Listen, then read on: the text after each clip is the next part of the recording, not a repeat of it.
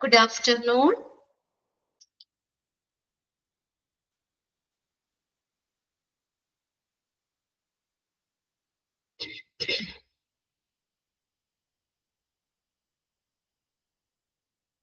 Good afternoon.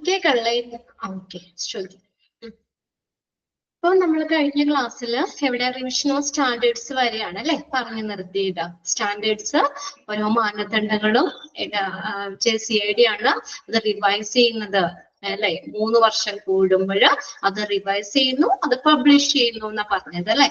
The standards will be re-examined and published at least every 3 years. ഓരോ 3 വർഷം കൂടുമ്പോഴും ഈ മാനദണ്ഡങ്ങൾ JCI അവരുടെ മാനദണ്ഡങ്ങൾ റീഎക്സാമിൻ ചെയ്യുകയും അത് പബ്ലിഷ് ചെയ്യുകയും പ്രസിദ്ധീകരിക്കുകയും ചെയ്യുന്നു. ഓക്കെ, ഇനി നെക്സ്റ്റ് ആണ് JCI survey methodology. JCI survey methodology. Okay, അപ്പൊ അവര് സർവേ എടുക്കുന്ന സർവേ മെത്തേഡ് ആണ് കേട്ടോ JCIയുടെ survey method. Okay, survey process become operational. ഒരു സമഗ്രമായ ഒരു സർവേ പ്രക്രിയ എന്ന് പറയുന്നത് എങ്ങനെയാണ്? പ്രവർത്തനക്ഷമമാണ് അല്ലെ. പ്രവർത്തനക്ഷമമാക്കും. നമുക്ക് കറക്റ്റ് ആയിട്ട് ഇപ്പൊ നമ്മുടെ സർവേയിലൂടെ നമുക്ക് കറക്റ്റ് ആയിട്ടുള്ള കാര്യങ്ങൾ നോക്കിയാൽ മാത്രമല്ലേ അത് ഇതാവുള്ളൂ അല്ലെ. JCI ആണെങ്കിലും ഇപ്പൊ അവരുടെ ഓരോ മാനദണ്ഡങ്ങളും ഹോസ്പിറ്റലിൽ എത്രത്തോളം അവരത് ഫോളോ ചെയ്യുന്നുണ്ട് അല്ലെങ്കിൽ എത്രത്തോളം എത്ര ശതമാനം ഓരോന്നും സ്റ്റാൻഡേർഡുകളും അവർ കീപ്പ് ചെയ്യേണ്ടുന്നത് പ്രോപ്പർ ആയിട്ടുള്ള ഒരു സർവേ മെത്തേഡിലൂടെ അല്ലെ അവരെന്ത് ചെയ്യുന്നു, അതിനെ ഇവാലുവേറ്റ് ചെയ്യുക ചെയ്യുന്നത്. ഒരു സമഗ്രമായ ഒരു സർവേ പ്രക്രിയ തികച്ചും എങ്ങനെയാണ്? പ്രവർത്തനക്ഷമമാണ്. ടിപ്പിക്കൽ സർവേ ടീം ഇൻക്ലൂഡ്സ്, അത് ചോദിക്കാറുണ്ട് കേട്ടോ, ഒന്ന് അണ്ടർലൈൻ ചെയ്തോ. ടിപ്പിക്കൽ സർവേ ടീം ഇൻക്ലൂഡ്സ് ആരൊക്കെയാണ് ഈ സർവേ ടീമിൽ ഉൾപ്പെട്ടിരിക്കുന്നത്? ഫിസിഷ്യൻ ഉണ്ട്, നേഴ്സ് ഉണ്ട്, അഡ്മിനിസ്ട്രേറ്റർ, ഹോസ്പിറ്റൽ അഡ്മിനിസ്ട്രേറ്റർ, ഇവരെ ഉൾപ്പെടുന്നതാണ് ഒരു സർവേ ടീം എന്ന് പറയുന്നത്. ആരൊക്കെയാണ്? Typical survey team includes a physician, nurse and administrator. ഒന്ന് അണ്ടർലൈൻ ചെയ്തിട്ടേ. Typical survey team includes a physician, nurse and administrator.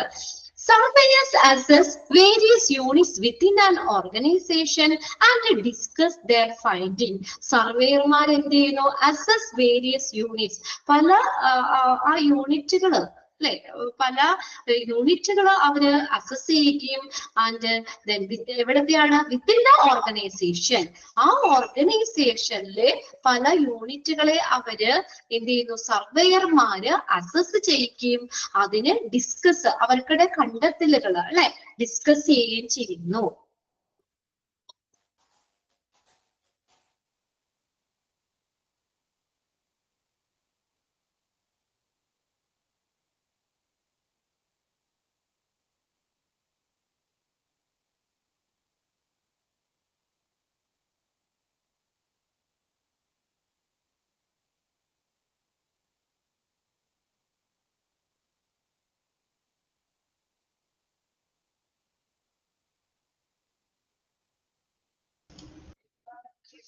Okay,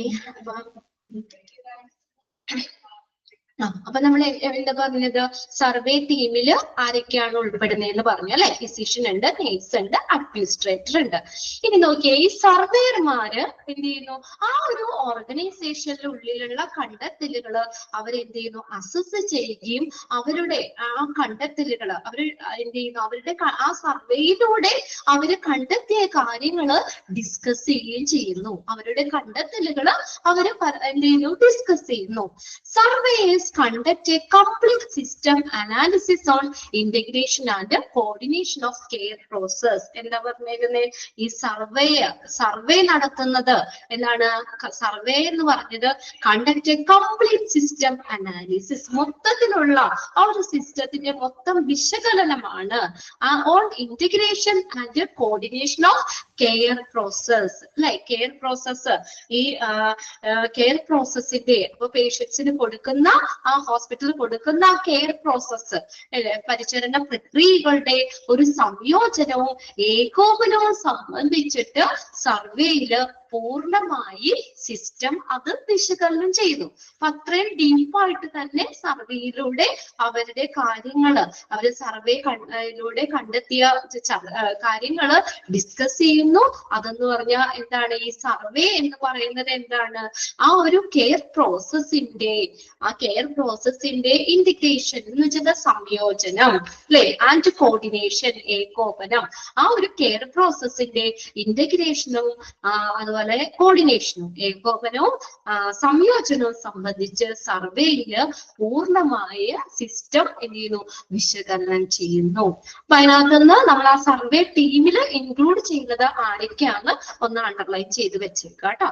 ഇനി അടുത്തത് അക്രഡിറ്റേഷൻ സർവേസ്. അക്രഡിറ്റേഷൻ സർവേ അത് ഏതൊക്കെ രീതിയിലൂടെയാണ് നമ്മൾ സർവേ നടത്തുന്നത്? നമ്മുടെ അടുത്ത് വരാറുണ്ടല്ലോ അല്ലേ, സർവേ എടുക്കാൻ വരാറില്ലേ പല സ്ഥലങ്ങളിലും? എങ്ങനെയാ സർവേ എടുക്കുന്നേ? നമ്മളോട് വന്നിട്ട് നേരിട്ട് ഓരോ കാര്യങ്ങൾ ചോദിച്ച് മനസ്സിലാക്കും അല്ലേ, എന്നിട്ട് അവരത് നോട്ട് ചെയ്തിടുക ചെയ്യുന്നേ. അപ്പൊ അതെങ്ങനെയാ? ഇന്റർവ്യൂ. നമ്മളുമായിട്ട് എന്ത് ചെയ്യുന്നു, നമുക്ക് വെർബലായിട്ട് നമ്മളോട് കാര്യങ്ങൾ ചോദിച്ച് മനസ്സിലാക്കുക ചെയ്യുന്നത്. ഇവിടെ നോക്കിയ അക്രഡിറ്റേഷൻ സർവേകള് പ്രധാനമായിട്ട് 3 രീതിയിലാണ് നടത്തുന്നത്. ഫസ്റ്റ് നോക്കിയ interview with staff and patient and other verbal information.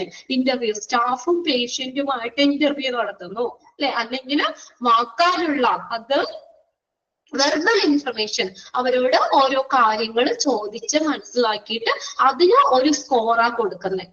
എന്നിട്ട് എന്താ പറയാ, ആ ഓരോന്നിനും എത്ര സ്കോർ ലഭിച്ചു അതിനനുസരിച്ചാണ് എന്ത് ചെയ്യുന്നത്, അക്രഡിറ്റേഷൻ കൊടുക്കുന്നത്. നിങ്ങൾക്ക് മനസ്സിലാവുന്നില്ലേ? അപ്പൊ നമ്മളത് എങ്ങനെയാണ് പേഷ്യൻസും സ്റ്റാഫുമായിട്ട് ഇന്റർവ്യൂ നടത്താം, അല്ലെങ്കിൽ മറ്റുള്ള വെർബൽ ഇൻഫർമേഷൻസ്. രണ്ടാമത്തെ എന്ന് പറഞ്ഞാൽ onsite observation of patient care process by surveyors. ഈ സർവേയർമാര് നേരിട്ട് കണ്ടിട്ട്, അതായത് onsite observation of patient care. അപ്പൊ രോഗി പരിചരണ രീതികൾ, ഇപ്പൊ ഹോസ്പിറ്റലില് രോഗി പരിചരണ രീതികള് നേരിട്ട് കണ്ടുകൊണ്ട് അവർക്ക് ഒബ്സർവേഷൻ ചെയ്യാം അല്ലെ. ഓൺസൈറ്റ് ഒബ്സർവേഷൻ നേരിട്ട് കണ്ട് മനസ്സിലാക്കി ഇന്നതിന് ഇത്ര സ്കോർ അങ്ങനെ കൊടുക്കാം. രണ്ടാമത്തെ മെത്തേഡ് ആട്ടോ. ഒന്നാമത്തെ എന്താ നമ്മൾ പറഞ്ഞത്, വെർബൽ ഇൻഫർമേഷൻ അല്ലെങ്കിൽ ഇന്റർവ്യൂ. സ്റ്റാഫോ പേഷ്യന്റോ ആയിട്ട് ഇന്റർവ്യൂ, അവരോട് ഓരോ കാര്യങ്ങൾ ചോദിക്കുന്നു, എന്നിട്ട് അതിന് ഓരോന്നിനും സ്കോർ ഇടുന്നു. രണ്ടാമത്തെ രീതി എന്ന് പറഞ്ഞാൽ എന്താണ്, നേരിട്ട് അവര് ഈ സർവേയർമാര് നേരിട്ട് എന്ത് നടത്തുന്നു, വെർബൽ എന്ന് പറഞ്ഞ വാക്കാലുള്ളത്, വാക്കാല് ചോദ്യമൊക്കെ ചോദിച്ച് നേരിട്ട് വെർബലി നമ്മൾ നേരിട്ട് ചോദിച്ച് ഇൻഫർമേഷൻ എടുക്കുന്നു. അതാണ് കേട്ടോ. Okay. And other verbal information. രണ്ടാമത്തെ onsite observation of patient care process by surveys. സർവേയർമാർ എന്ത് ചെയ്യുന്നു, നേരിട്ട് ആ രോഗി പരിചരണ രീതികൾ നേരിട്ട് ഒബ്സർവ് ചെയ്യുന്നു, അന്നാണ് അതിന് സ്കോർ ചെയ്യുന്നത്. ദെൻ മൂന്നാമത്തെ ഏതാ, policy procedure and clinical practice guidelines and other documents provided by the organization. ഒരു ഓർഗനൈസേഷൻ പ്രൊവൈഡ് ചെയ്യുന്ന, ഹോസ്പിറ്റലിൽ പ്രൊവൈഡ് ചെയ്യുന്ന പോളിസികള് അല്ലെങ്കിൽ അവർ പിന്തുടരുന്ന പ്രൊസീജിയേഴ്സ് അല്ലെങ്കിൽ ക്ലിനിക്കൽ പ്രാക്ടീസ് ഗൈഡ് ലൈൻസ്, ഇതൊക്കെ വെച്ചിട്ട് മറ്റുള്ള ഡോക്യുമെന്റുകൾ ഒക്കെ വെച്ചിട്ട് എന്ത് ചെയ്യുന്നു, അത് അവര് സർവേ എടുക്കുക ചെയ്യുന്നത്. അപ്പൊ അങ്ങനെ 3 രീതിയിലാണ് അക്രഡിറ്റേഷൻ സർവേ കണ്ടക്ട് ചെയ്യുന്നത്. ക്ലിയർ ആയോ? അല്ലാതെ ഇന്റർവ്യൂ അല്ലെങ്കിൽ വെർബൽ ഇൻഫർമേഷൻ, മറ്റേത് ഓൺസൈറ്റ് ഒബ്സർവേഷൻ, മൂന്നാമത്തെ ആ ഹോസ്പിറ്റലിൽ പ്രൊവൈഡ് ചെയ്യുന്ന ഡോക്യുമെന്റുകൾ പരിശോധിച്ചിട്ട് അതിന് മാർക്ക് ഇടാം. മനസ്സിലായോ? അല്ലെങ്കിൽ ക്ലിനിക്കൽ പ്രാക്ടീസ് ഗൈഡ്ലൈൻ, ചികിത്സാ സംബന്ധമായിട്ടുള്ള കാര്യങ്ങൾ അത് നോക്കിയിട്ട്, അല്ലെങ്കിൽ ഹോസ്പിറ്റലിലെ പോളിസികൾ, നയങ്ങൾ നോക്കിയിട്ട്, അല്ലെങ്കിൽ പ്രൊസീജിയേഴ്സ്, ഇതെല്ലാം വെച്ചിട്ട് അങ്ങനെയും നമുക്ക് സർവേ കണ്ടക്ട് ചെയ്യാം. ഓക്കെ, 3 രീതി. ഇത് നോക്കിയിട്ട് എങ്ങനെയാണ് നമ്മൾ സ്കോറിങ് കൊടുക്കണേന്നാട്ടോ. ഈ സർവേക്ക് സ്കോറിങ് എങ്ങനെ കൊടുക്കാം, ഇതൊക്കെ ഒന്ന് വായിച്ച് മനസ്സിലാക്കി വെച്ചാൽ മതി കേട്ടോ. ഈച്ച് സ്റ്റാൻഡേർഡ്, ഓരോ മാനദണ്ഡങ്ങളും must contain A scoring of at least 5. ഓരോ സ്റ്റാൻഡേർഡിലും കുറഞ്ഞത് 5 സ്കോറെങ്കിലും വേണമെന്ന്. ഓരോ സ്റ്റാൻഡേർഡിലും കുറഞ്ഞത് 5 സ്കോറെങ്കിലും വേണം. എങ്കിലാണ് അത് അക്രഡിറ്റേഷൻ കിട്ടാനായിട്ട്, അല്ലെങ്കിൽ നമുക്കത് കൺസിഡർ ചെയ്യാൻ പറ്റുള്ളൂ. ഓരോ അപ്പൊ 5 താഴെയാണെങ്കിലും നമുക്കത് എന്താ അതിലേക്ക് എടുക്കാൻ പറ്റൂല. ഓരോ സ്റ്റാൻഡേർഡിന് കുറഞ്ഞത് എന്തോ 5 സ്കോർ എങ്കിലും വേണം. Each chapter must have a score of at least 8. ഓരോ ചാപ്റ്ററിനും have a score of at least 8 score എങ്കിലും ഉണ്ടായിരിക്കണം. ഇപ്പൊ നാബിന്റെ ഇതിനകത്താണെങ്കിൽ അത് നമുക്ക് ഡീറ്റെയിൽ അവിടെ പറയുന്നുണ്ട് നാബിന്റെ സെക്ഷനിൽ. അതായത് നമ്മൾ മൊത്തം നമുക്ക് നാബാട്ടോ ഞാൻ പറയുന്നത്. നാബിന്റെ ആണെങ്കിൽ എക്സാമ്പിൾ ആയിട്ട് പറയാം നിങ്ങൾക്ക് എന്താ ചാപ്റ്റർ എന്നുള്ളത് മനസ്സിലാക്കാൻ വേണ്ടി. അതായത് നാബിന്റെ കേസിനകത്താണെങ്കിൽ പറയുന്നുണ്ട് അവിടെ ക്ലിയർ ആയിട്ട് അവിടെ മൊത്തം 10 സ്റ്റാൻഡേർഡുകളാണ്. പേഷ്യൻസിനെ കേന്ദ്രീകരിച്ചിട്ടുള്ള കുറച്ച് മാനദണ്ഡങ്ങളും ആ ഹോസ്പിറ്റലിനെ കേന്ദ്രീകരിച്ചിട്ടുള്ള കുറച്ച് മാനദണ്ഡങ്ങളും, അങ്ങനെ 5 വീതം 10 ചാപ്റ്ററുകളാണ് അതിനകത്ത് വരുന്നത്. 10 ചാപ്റ്റർ മൊത്തം. ഇപ്പൊ നിങ്ങൾക്ക് ഇവിടെ നമ്മുടെ ഹോസ്പിറ്റൽ അഡ്മിനിസ്ട്രേഷനിൽ മൊത്തം 4 മൊഡ്യൂള് തിരിച്ചില്ലേ, അതുപോലെ അവിടെ 10 ചാപ്റ്റർ ആണുള്ളത്. അതിന്റെ കീഴിൽ വരുന്നതാണ്, ഓരോ ചാപ്റ്ററിന്റെ കീഴിൽ വരുന്നതാണ് സ്റ്റാൻഡേർഡുകള്. ഇപ്പൊ നമ്മൾ ഈ 1ാമത്തെ മൊഡ്യൂളിൽ 13 ചാപ്റ്റർ ആയിട്ട് തിരിച്ചില്ലേ, 2ാമത്തെ മൊഡ്യൂളിൽ തിരിച്ചില്ലേ, അതേപോലെ ഓരോ ചാപ്റ്ററിന്റെ കീഴിൽ വരുന്നതാണ് സ്റ്റാൻഡേർഡുകള്. അതിന്റെ വീണ്ടും അതിന്റെ കീഴിൽ വരുന്നതാണ് ഒബ്ജക്റ്റീവ് എലമെന്റ്സ്. അങ്ങനെ 3 സെക്ഷനായിട്ട് നാബിൽ ക്ലിയർ ആയിട്ട് പറയുന്നുണ്ട് കേട്ടോ. അപ്പൊ ഇതിനകത്ത് ചാപ്റ്റർ എന്താ സ്റ്റാൻഡേർഡ് എന്താന്ന് മനസ്സിലാക്കാൻ വേണ്ടി പറഞ്ഞതാണ്. നമ്മളിപ്പോ നിങ്ങളുടെ 4 മൊഡ്യൂള് തിരിച്ച പോലെയാണ് ചാപ്റ്റർ. ഇവിടെ എത്ര ചാപ്റ്റർ നാബിന്റെ കേസിൽ പറയുമ്പോൾ 10 ചാപ്റ്റർ ഉണ്ട്. ആ ചാപ്റ്ററിന്റെ കീഴിൽ വരുന്നതാണ് സ്റ്റാൻഡേർഡ് എന്ന് മനസ്സിലാക്കി വെക്കുക കേട്ടോ. ഓരോ ചാപ്റ്ററിന്റെ കീഴിൽ വരുന്നതാണ് ഓരോ സ്റ്റാൻഡേർഡുകളും മാനദണ്ഡങ്ങളും. അപ്പൊ ഓരോ ചാപ്റ്ററിനും എത്ര സ്കോർ വേണമെന്ന് പറഞ്ഞേക്കണേ, have a score of at least 8 score എങ്കിലും വേണം. ഓരോ ചാപ്റ്ററിനും കുറഞ്ഞത് 8 സ്കോർ എങ്കിലും വേണം. ഓരോ സ്റ്റാൻഡേർഡിനും നമ്മൾ പറഞ്ഞ എത്രയാ, അറ്റ്ലീസ്റ്റ് 5 സ്കോർ എങ്കിലും വേണം എന്ന് പറഞ്ഞു. ഇനി all standard first together average of at least 9. ഇനി എല്ലാ സ്റ്റാൻഡേർഡും കൂടി മൊത്തം എല്ലാ സ്റ്റാൻഡേർഡും കൂടി എടുക്കുകയാണെങ്കിൽ അതിന്റെ ആവറേജ് 9 ആയിരിക്കണം. അപ്പൊ നിങ്ങളുടെ മൊത്തം മൊഡ്യൂൾ വെച്ച് നമ്മൾ നോക്കൂല, 4 മൊഡ്യൂൾ എക്സാം കഴിഞ്ഞിട്ട് നമ്മൾ ടോട്ടൽ മാർക്ക് നമ്മൾ നോക്കുമ്പോ അതിന്റെ ഒരു ആവറേജ് പറയൂലേ, അതുപോലെ അതായത് എല്ലാ സ്റ്റാൻഡേർഡും എല്ലാ സ്റ്റാൻഡേർഡും കൂടെ നമ്മൾ എടുക്കുകയാണെങ്കിൽ എത്ര വേണം, ടുഗദർ ആവറേജ് ഓഫ് അറ്റ്ലീസ്റ്റ് 9 എങ്കിലും വേണം. ഇനി ഓൾ മെഷറബിൾ എലമെന്റ്സ്, അപ്പൊ നമ്മൾ പറഞ്ഞില്ലേ, അതായത് സ്റ്റാൻഡേർഡിന് കീഴിൽ വരുന്നതാണ് മെഷറബിൾ എലമെന്റ്സ്, അളക്കാൻ പറ്റുന്നത്. എല്ലാ മെഷറബിൾ എലമെന്റ്സും ആവറേജ് ആയിരിക്കണം. എന്തിന്, to obtain the score for standard. അതായത് ആ സ്റ്റാൻഡേർഡിന് സ്കോർ ലഭിക്കണമെങ്കിൽ എല്ലാ മെഷറബിൾ എലമെന്റ്സും ആവറേജ് ആയിരിക്കണം. എല്ലാ മെഷറബിൾ എലമെന്റ്സും ആവറേജ് ആണെങ്കിൽ മാത്രം ആ സ്റ്റാൻഡേർഡിന് സ്കോർ ലഭിക്കുള്ളൂ. മനസ്സിലായോ? അത് 3 സെക്ഷനാണ്. ആദ്യം ചാപ്റ്റർ, അതിന്റെ കീഴിൽ സ്റ്റാൻഡേർഡ്, അതിന്റെ കീഴിൽ മെഷറബിൾ എലമെന്റ്സ്. അപ്പൊ ഈ സ്റ്റാൻഡേർഡിന് സ്കോർ ലഭിക്കണമെങ്കിൽ എന്ത് വേണം, മെഷറബിൾ എലമെന്റ്സ് ആവറേജ് ആണെങ്കിൽ മാത്രമാണ് ഈ സ്റ്റാൻഡേർഡിന് സ്കോർ ലഭിക്കുള്ളൂ. മനസ്സിലാവുന്നുണ്ടോ? പിന്നെ ക്വസ്റ്റ്യൻ ഒന്നും ഇല്ല എങ്കിലും ഒന്ന് മനസ്സിലാക്കി വെക്കുക എങ്ങനെയാണ് അവര് സ്കോർ ചെയ്യണേന്നുള്ളത് കേട്ടോ. ക്ലിയർ ആയോ? ഓക്കെ, ക്ലിയർ ആയോ? അതായത് 3 സെക്ഷനാണ് ഓർത്ത് വെക്കുക. ഏറ്റവും ടോപ്പില് ചാപ്റ്ററുകള്, അതിന്റെ കീഴില് സ്റ്റാൻഡേർഡുകള്, അതിന്റെ കീഴിലാണ് മെഷറബിൾ എലമെന്റ്സ് വരുന്നത്. എല്ലാ സ്റ്റാൻഡേർഡും നമുക്ക് ഓരോ സ്റ്റാൻഡേർഡും അത് ഒന്നാമത്തെ അറ്റ്ലീസ്റ്റ് 5 സ്കോർ എങ്കിലും വേണം എന്ന് പറഞ്ഞു. ഇനി എല്ലാ ചാപ്റ്ററിനും അറ്റ്ലീസ്റ്റ് 8 സ്കോർ എങ്കിലും വേണം, 8 സ്കോർ എങ്കിലും വേണം.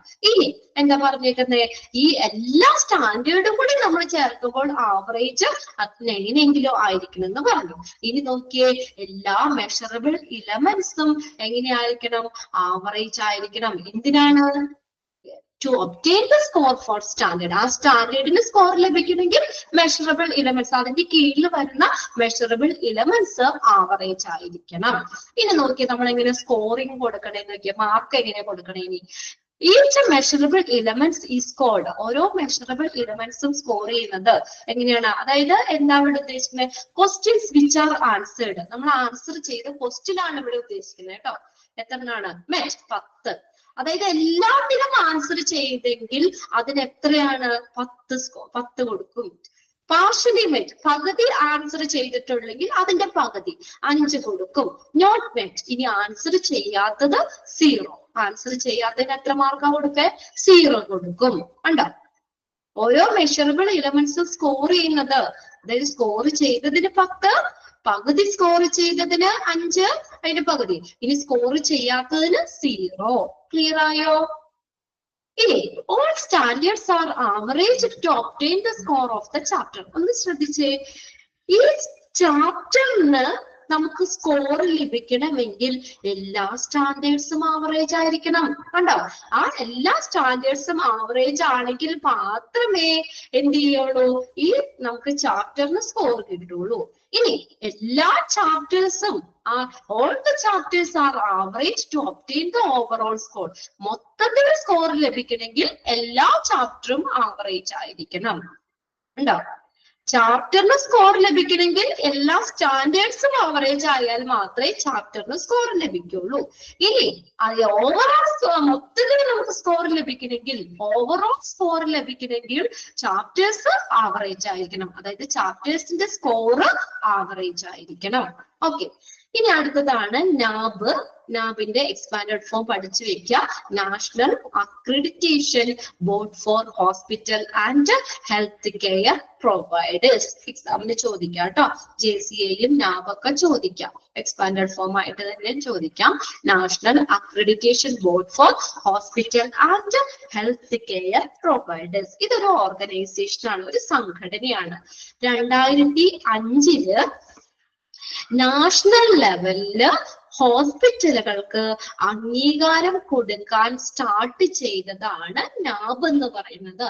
നാബ് എന്ന് പറഞ്ഞ ഓർഗനൈസേഷൻ നാഷണൽ ലെവലിലാട്ടോ. JCA ആണെങ്കിൽ ഇന്റർനാഷണൽ ലെവലാണ്, അന്താരാഷ്ട്ര തലത്തില്.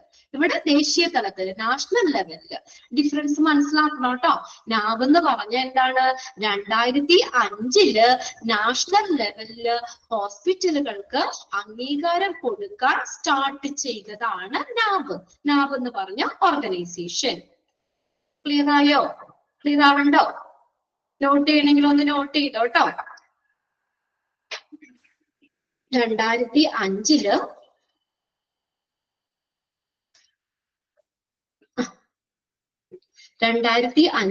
നാഷണൽ ലെവലില് ഹോസ്പിറ്റലുകൾക്ക് അംഗീകാരം കൊടുക്കാൻ സ്റ്റാർട്ട് ചെയ്തതാണ് നാബ്. ഇനി ഹോസ്പിറ്റലുകളില് ഈ നാബിന്റെ നമ്മൾ ആ എംബ്ലത്തിൽ തന്നെയുണ്ട് 2 patient safety, quality of care. ആ 2 കാര്യങ്ങളാണ് ഫോക്കസ് ചെയ്തേക്കുന്നത്. പേഷ്യന്റിന്റെ സുരക്ഷയും നമ്മൾ കൊടുക്കുന്ന ക്വാളിറ്റി ഓഫ് കെയർ, കൊടുക്കുന്ന പരിചരണത്തിന്റെ ക്വാളിറ്റി. എന്താണ് ഷഹനാസ്? നാബാണോ? നാബ് എന്ന് പറഞ്ഞാൽ 2005 നാഷണൽ ലെവലില് ഹോസ്പിറ്റലുകൾക്ക് അക്രഡിറ്റേഷൻ കൊടുക്കാൻ അല്ലെങ്കിൽ അംഗീകാരം കൊടുക്കാൻ സ്റ്റാർട്ട് ചെയ്തതാണ്. സ്റ്റാർട്ട് ചെയ്ത ഒരു ഓർഗനൈസേഷൻ ആണ് അത് നാബ്. നാഷണൽ ലെവലില് ഹോസ്പിറ്റലുകൾക്ക് അക്രഡിറ്റേഷൻ കൊടുക്കാൻ സ്റ്റാർട്ട് ചെയ്ത ഒരു ഓർഗനൈസേഷൻ ആണ് നാബ് എന്ന് പറയുന്നത്, സംഘടനയാണ്. അത് എന്നത് ഹോസ്പിറ്റലില് പേഷ്യന്റിന്റെ സേഫ്റ്റിയും ക്വാളിറ്റി ഓഫ് കെയറും ഉറപ്പാക്കുന്നതിന് വേണ്ടിയിട്ട് ഹോസ്പിറ്റലിന് അംഗീകാരം കൊടുക്കുന്ന ഒരു ബോർഡ് കൂടിയാണ്. അത് 2 കാര്യങ്ങൾ അവിടെ പറയുന്നുണ്ട്. നാബിന്റെ എംബ്ലത്തിലും കിടക്കുന്നുണ്ട്. എന്താ? Patient safety, quality of care. ആ 2 കാര്യങ്ങളാണ് അവർ ഫോക്കസ് ചെയ്തേക്കുന്നത്. എന്തൊക്കെയാണ്? പേഷ്യന്റിന്റെ സേഫ്റ്റിയും ക്വാളിറ്റി ഓഫ് കെയർ. ഇനി നെക്സ്റ്റ് നോക്കിയേ, അവിടെ കൊടുത്തല്ലേ നോക്കിയേ, ദ നാബ് സ്റ്റാൻഡേർഡ്സ്. ലാസ്റ്റ് അവിടെ പറയുന്നുണ്ട്. അപ്പൊ ഇത് നമ്മുടെ നിങ്ങളുടെ ടെക്സ്റ്റിൽ ഒന്ന് നോക്കിയേ. The NAB standards are reformed every 4 years and now the hospital implemented 5th edition standards April 2020. ഇവിടെ നോക്കിയേ, നാബ് എന്ന് പറഞ്ഞാൽ നാബ് എങ്ങനെയാണ് സ്റ്റാൻഡേർഡുകൾ റീഫോം ചെയ്യണത്? every 4 years, ഓരോ 4 വർഷം കൂടുമ്പോഴും നാബ് അവരുടെ മാനദണ്ഡങ്ങൾ പുനഃപരിഷ്കരിക്കുന്നു. ഓരോ 4 വർഷം കൂടുമ്പോഴും നാബ് ആ ഹോസ്പിറ്റലില് അവർക്കുടെ മാനദണ്ഡങ്ങള് എന്ത് ചെയ്യുന്നു, പരിഷ്കരിക്കുന്നു. And then hospital implement 5th edition standard April 2020. 2020 5th edition standard. അപ്പൊ ഇപ്പൊ എത്രാമത്തെ എഡിഷനാ ഒന്ന് കാൽക്കുലേറ്റ് ചെയ്തേ. എത്രാമത്തെ എഡിഷനാ? 2020 5th എഡിഷൻ.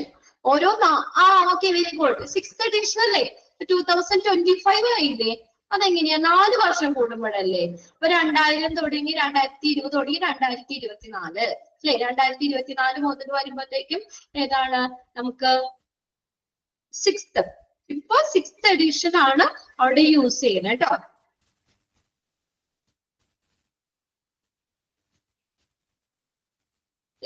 രണ്ടായിരത്തി 20 മുതൽ 5th എഡിഷൻ നിലവിൽ വന്നു. അതായത് 5th എഡിഷൻ എന്ന് പറയുമ്പോൾ 2020 മുതൽ 2024 വരെ വരൂലേ? 4 വർഷത്തേക്കല്ല അത് വന്നേക്കുന്നത്. 5th എഡിഷൻ ഇംപ്ലിമെന്റ് ചെയ്തത് ഹോസ്പിറ്റലിൽ 5th എഡിഷൻ ഇംപ്ലിമെന്റ് ചെയ്തത് ഏതാണ്? ഏപ്രിൽ 2020 അതായത് ഇപ്പൊ 25 ആയില്ലേ? ഇപ്പൊ 6th എഡിഷൻ ആണ് ഹോസ്പിറ്റലില്. നോക്കിയേ, NABH standard centres of patient safety and quality of the delivery of service by the hospital in changing health care environment. ഒന്ന് അണ്ടർലൈൻ ചെയ്തു കേട്ടോ 2 കാര്യങ്ങൾ. Patient safety, quality of the delivery of service. Okay. Then NAB is given by an autonomous body setup. ഒരു സ്വയംഭരണ ബോഡിയാണ് NAB എന്ന് പറയുന്നത്. Autonomous body set up by the government of India, known as quality council of India.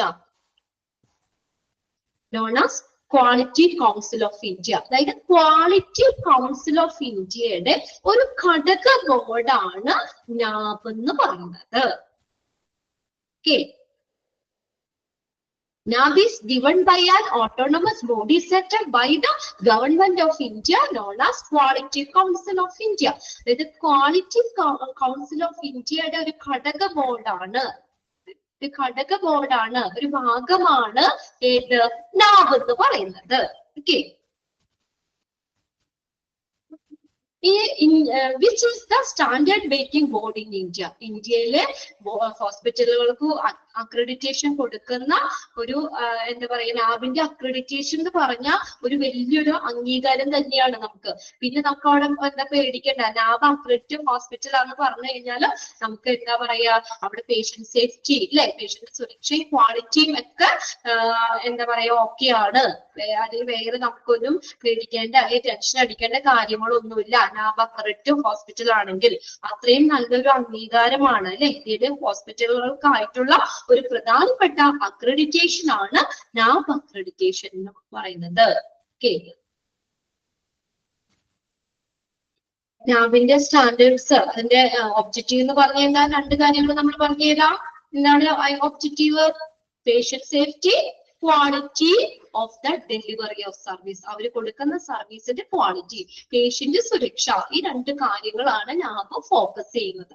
അത് improve ചെയ്യാൻ വേണ്ടിയാണ് ഹോസ്പിറ്റലുകളിൽ അങ്ങനെ കൊടുക്കുന്നത്. ഓക്കെ, ക്ലിയർ ആയില്ലേ? ഇനി NABH mainly divide the hospital into 2 main division.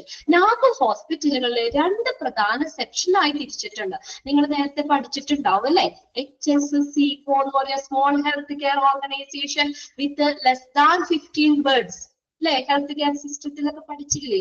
Classification ഹോസ്പിറ്റലിൽ പഠിച്ചിട്ടുണ്ട് അല്ലെ. 2 ടൈപ്പായിട്ട് നാബ് ഹോസ്പിറ്റൽ, എല്ലാം ഒറ്റ ടൈപ്പിലല്ല നാബ് പറയുന്നത്. നാബ് ഹോസ്പിറ്റലുകളെ 2 ഡിവിഷനായിട്ട് തിരിച്ചിട്ടുണ്ട്. NABH mainly divides the hospital into 2 main division. 2 പ്രധാന ഭാഗങ്ങളായിട്ട് തിരിച്ചിട്ടുണ്ട്. ഏതാണ്? ഫസ്റ്റ് നോക്കിയേ, HCO വിത്ത്, അതായത് small health care organization with less than 15 beds, 50 ബെഡ്സിൽ താഴെയുള്ളത്. HCO health care organization with more than 50 beds. 50-ലധികം ബെഡ്സ്, 50-ൽ കൂടുതൽ ബെഡ്സ് ഉള്ള ഹോസ്പിറ്റലുകൾ HCO എന്ന് തിരിച്ചിട്ടുണ്ട്. ഇനി അടുത്തതൊന്ന് ശ്രദ്ധിക്കണം കേട്ടോ, ഇമ്പോർട്ടന്റ് ആയിട്ടുള്ള ഒരു സെക്ഷൻ ആണ് പറയുന്നത്. ഈ 2-ലും ക്വസ്റ്റ്യൻ ചോദിക്കാം. Okay. Make the NAB guidebook or standard has 10 chapters with the 100 standards and the 651 objective elements. ഇതെന്ന് പറഞ്ഞാൽ ഇപ്പൊ നിങ്ങൾക്ക് പഠിക്കാനുള്ള അപ്പൊ ഓപ്ഷൻ നിങ്ങൾ നോക്കിയിട്ട് തന്നെ എഴുതണം കേട്ടോ. ഇത് കറക്റ്റ് ആയിട്ട് നമുക്ക് പറയാൻ പറ്റില്ല, ഓരോ ഇതിന്റെ അനുസരിച്ച് വേരി ചെയ്യും. ഇപ്പൊ പി ജിയിലാണെങ്കിലും സെയിം പഠിക്കുന്ന ചാപ്റ്റർ 10 തന്നെയാ, അവിടെ സ്റ്റാൻഡേർഡ്സ് കൂടുതൽ നിങ്ങൾക്ക് പറയുന്നുണ്ട്, ഒബ്ജക്റ്റീവ് എലമെന്റ്സും കൂടുതൽ പറയുന്നുണ്ട്. അതായത് അതൊക്കെ ഒരു കോൺസ്റ്റന്റ് അല്ല, അത് വേരി ചെയ്യും. ഇപ്പൊ അതായത് ഇപ്പൊ നമ്മൾ 4 വർഷം ആകുമ്പോൾ സ്റ്റാൻഡേർഡ് പുതുക്കൂന്ന് പറഞ്ഞില്ലേ, അപ്പൊ കുറച്ചും കൂടി ചിലപ്പോൾ ഇമ്പ്രൂവ് ചെയ്യാനായിട്ട് കുറച്ചും കൂടി കാര്യങ്ങൾ അതിൽ ഉൾക്കൊള്ളും. ഈ സ്റ്റാൻഡേർഡുകളും ഒബ്ജക്റ്റീവ് എലമെന്റ്സ് എന്ന് പറഞ്ഞ ഒരു കോൺസ്റ്റന്റ് ആയിട്ടുള്ളതല്ല, എങ്കിലും നമുക്ക് ഇവിടെ പഠിക്കാൻ ഇതാണ് പറഞ്ഞേക്കുന്നത്. അപ്പൊ അതുകൊണ്ട് ഇത് കറക്റ്റ് ആയിട്ട് നിങ്ങൾ ഒന്ന് നോട്ട് ചെയ്ത് വെച്ചോട്ടോ. ചാപ്റ്റർ 11 നാബ് JCI ഒക്കെ ഉണ്ടല്ലോ, ഉണ്ട്. അതായത് ക്വാളിറ്റി അഷുറൻസിലല്ലേ നിങ്ങൾക്ക് പഠിക്കാനുള്ളത് നാബിന്റെ ഒക്കെ. ഇതൊന്ന് നോട്ട് ചെയ്ത് അണ്ടർലൈൻ ചെയ്തിട്ട് 10 chapters with 100 standards and 651 objective elements. Not ചെയ്തോ? നാബ് ഗൈഡ് ബുക്ക് സ്റ്റാൻഡേർഡ്സ് 10 മൊത്തം 10 ചാപ്റ്ററുകള്, സ്റ്റാൻഡേർഡുകൾ എത്രണ്ണുണ്ട്? 100 സ്റ്റാൻഡേർഡ്സ്, 651 ഒബ്ജക്റ്റീവ് എലമെന്റ്സ്. ഓക്കെ, അപ്പൊ നിങ്ങൾക്ക് ഒന്നുകൂടി പഠിക്കാം അല്ലെ?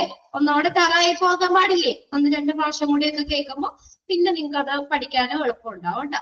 The standards refer to a set of goals for a performance. Standard എന്ന് പറഞ്ഞാൽ എന്താ? സ്റ്റാൻഡേർഡ് എന്ന് പറഞ്ഞാൽ എന്താ? ഒരു നിശ്ചിത ലക്ഷ്യത്തെ സൂചിപ്പിക്കുന്നു അല്ലെ?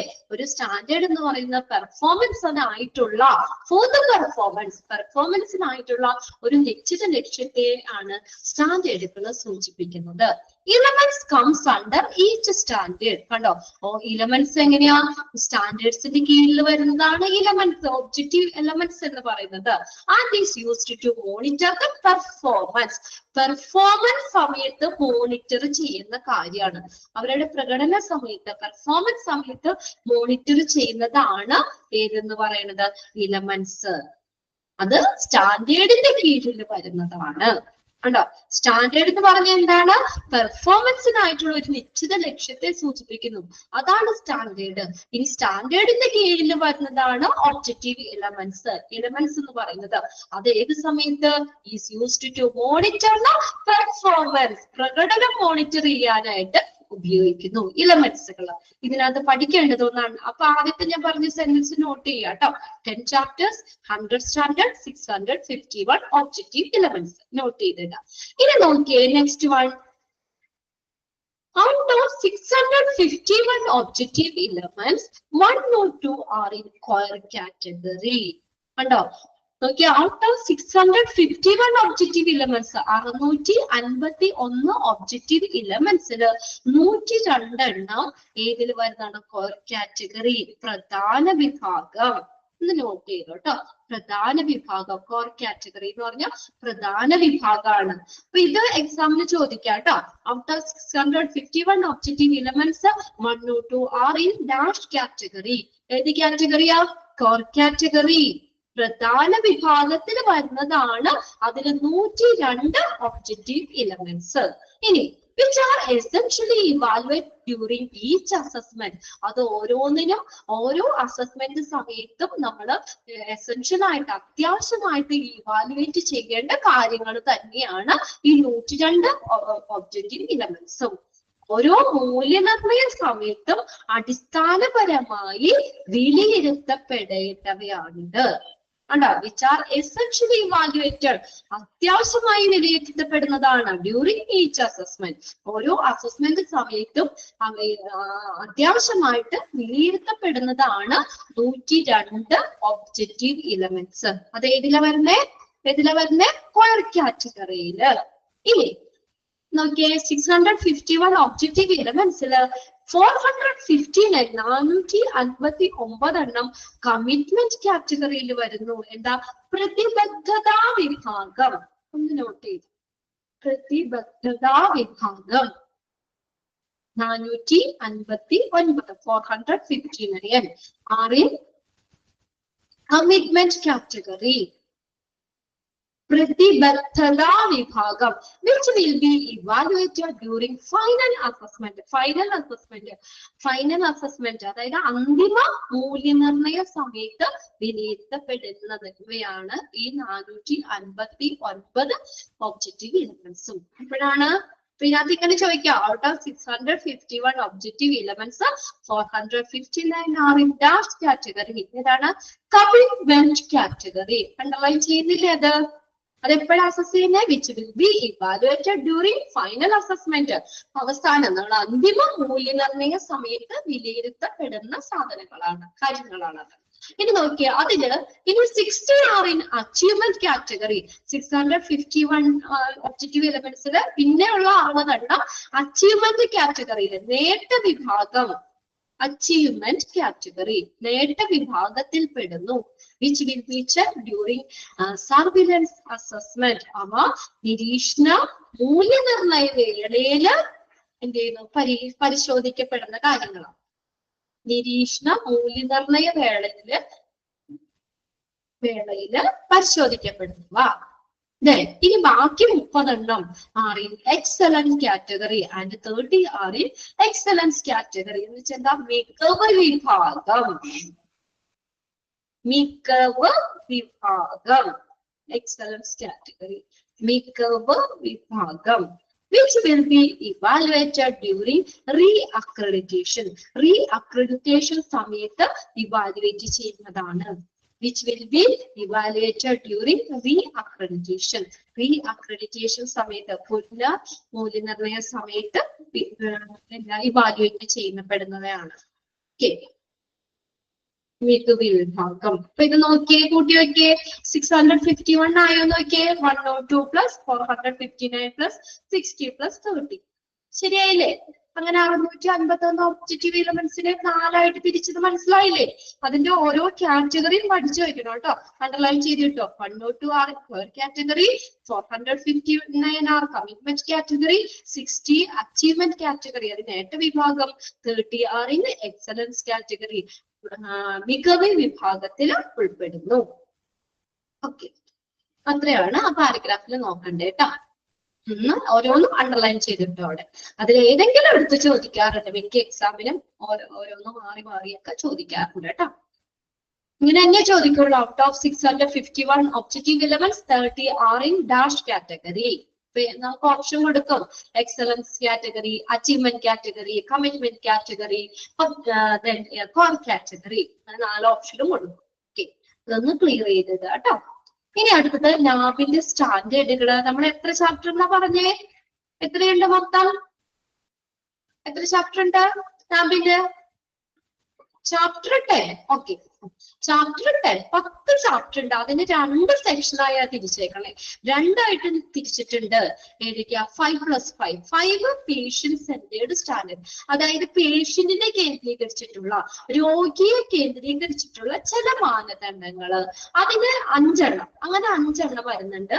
ദെൻ ഓർഗനൈസേഷൻ, ഇനി ആ ഹോസ്പിറ്റലിനെ സംബന്ധിക്കുന്ന മാനദണ്ഡങ്ങള്, അതിലും 5 എണ്ണം വരുന്നുണ്ട്.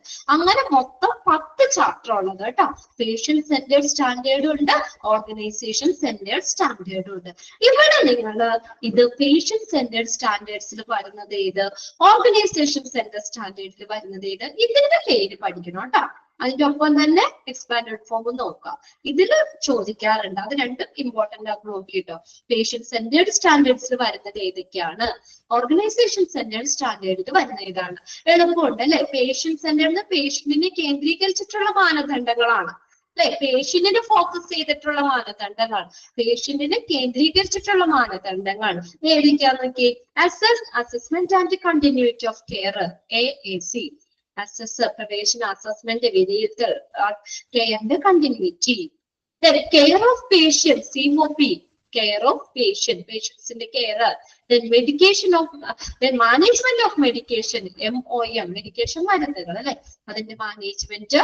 പേഷ്യന്റ് റൈറ്റ്സ് ആൻഡ് എഡ്യൂക്കേഷൻ, പേഷ്യന്റിന്റെ അവകാശങ്ങളും വിദ്യാഭ്യാസവും. Patient rights and education, PRE. Then hospital information community, HIC, hospital information community. ഇതെല്ലാം പേഷ്യന്റ് സെന്റേർഡ് സ്റ്റാൻഡേർഡ്സിൽ വരുന്ന ഈ 5 എണ്ണം നിങ്ങൾ പഠിച്ചാൽ മതി. അപ്പൊ നിങ്ങൾക്ക് ഓർഗനൈസേഷൻ സെന്റേർഡ് സ്റ്റാൻഡേർഡിൽ വരുന്നതാണോ അല്ലയോ, അല്ലെങ്കിൽ പേഷ്യന്റ് സെന്റേർഡ് സ്റ്റാൻഡേർഡിൽ വരുന്നതാണോ അല്ലയോ എന്ന് പറയാലോ അല്ലെ, ഐഡന്റിഫൈ ചെയ്യാൻ പറ്റൂലേ. 10 എണ്ണം പഠിക്കണ്ടേ, ഈ 5 എണ്ണം പഠിച്ചു വെച്ചാൽ നമുക്ക് മറ്റത് നമുക്ക് ഐഡന്റിഫൈ ചെയ്യാൻ പറ്റും. ഓക്കെ, patient centered standards ഏതൊക്കെയാണ്? access, assessment and continuity of care, care of patient, management of medication, patient rights and education, PRE, then hospital infection control, HIC. ഇനി ഓർഗനൈസേഷനെ കേന്ദ്രീകരിച്ചിട്ടുള്ള അല്ലെ, ആ ഓർഗനൈസേഷനെ കേന്ദ്രീകരിച്ചിട്ടുള്ള സ്റ്റാൻഡേർഡ്സ് അല്ലെങ്കിൽ ഹോസ്പിറ്റൽ ഫെസിലിറ്റിയിൽ കേന്ദ്രീകരിച്ചിട്ടുള്ള സ്റ്റാൻഡേർഡ്സ് എന്തൊക്കെയാണ്?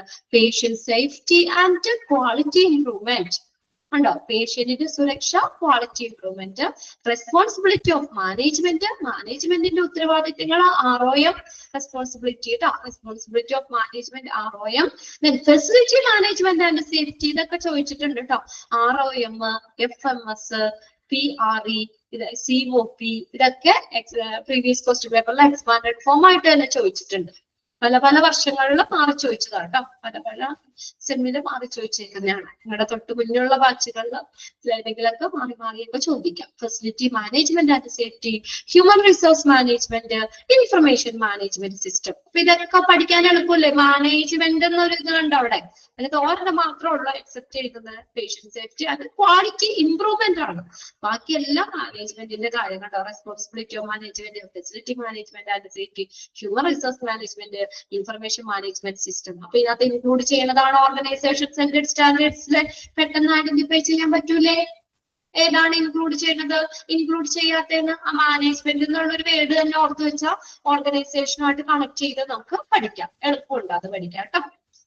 പിന്നെ അതിന്റെ ഒപ്പം തന്നെ അതിന്റെ എക്സ്പാൻഡഡ് ഫോമും ഒന്ന് നോക്കി വെക്കാം. 1-2 ഒക്കെ പ്രീവിയസ് ക്വസ്റ്റ്യൻ പേപ്പറിലൊക്കെ ചോദിച്ചിട്ടുണ്ട്. ഇതിന് ഇമ്പോർട്ടന്റ് ആയിട്ടുള്ള FMS ചോദിച്ചിട്ടുണ്ട്, ROM ചോദിച്ചിട്ടുണ്ട്, COP ചോദിച്ചിട്ടുണ്ട്, PRE, patient rights and education, ഇതിന്റെയൊക്കെ എക്സ്പാൻഡഡ് ഫോം ഒക്കെ റിപ്പീറ്റ് ചെയ്ത് ചോദിച്ച് കണ്ടേക്കുന്നതാണ് കേട്ടോ. ഇനി നെക്സ്റ്റ് കീ പെർഫോമൻസ് ഇൻഡിക്കേറ്റേഴ്സ്, നാബിന്റെ കീ പെർഫോമൻസ് ഇൻഡിക്കേറ്റേഴ്സ്.